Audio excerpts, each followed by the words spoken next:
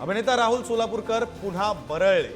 वेदांनुसार doctor Babasaheb Ambedkar ब्राह्मण, सोलापूरकरांचं वादग्रस्त विधान, तर सोलापूरकर जिथे दिसेल तिथे ठोकणार, जितेंद्र आव्हाडांचा इशारा।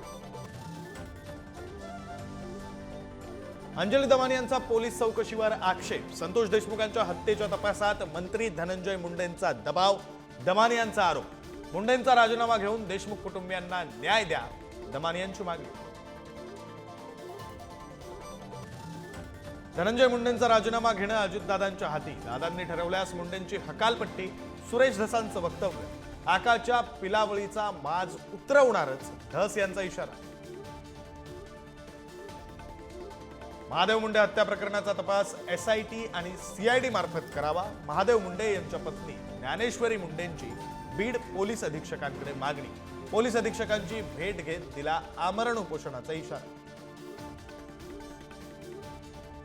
दिल्लीच्या मुख्यमंत्रीपदासाठी भाजपमध्ये जोरदार रस्सीखेच, प्रवेश वर्मा, स्मृती इराणी, मनोज तिवारी यांच्यासह 6 नावं चर्चेत। कुणाच्या गळ्यात CM पदाची माळ पडणार, लवकरच निर्णय। बीडच्या माजलगावमधील शासकीय सोयाबीन खरेदी केंद्राबाहेर वाहनांच्या रांगाच रांगा, एकाच वेळी 2000 शेतकऱ्यांना मेसेज। 8 दिवसांपासून शेतकरी खरेदी केंद्राबाहेर ताटकळ।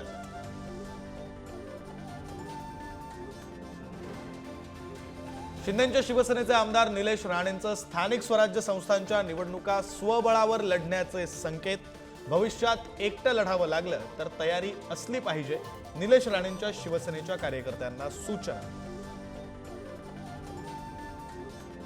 नागपूर हुडकेश्वरमध्ये विवाहित महिलेची हत्या करून मृतदेहावर बलात्कार, आरोपी तरुण पोलिसांच्या ताब्यात, संबंधास नकार दिल्यानं महिलेची हत्या केल्याची तरुणाची कबुली।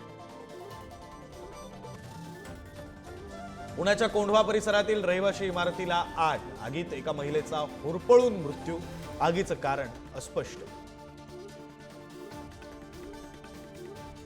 अकोल्यात बार व्यवस्थापकाला लोखंडी रॉडनं बेदम मारहाण, बिलात जास्तीची रक्कम आकारल्याचा आरोप, मारहाण करणाऱ्यांविरोधात गुन्हा दाखल।